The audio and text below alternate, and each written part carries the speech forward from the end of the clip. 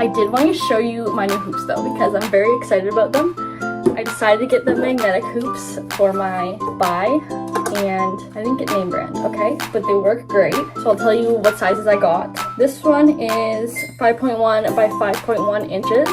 Perfect for chest logos. I love this. I've used this a lot so far. The next one I got is 12.6 by 3.9. This is for sleeves. I've tried it once, but I have some awards that I'm going to be doing shortly that are going to have the award on the sleeve, so it'll be more than just like a single name.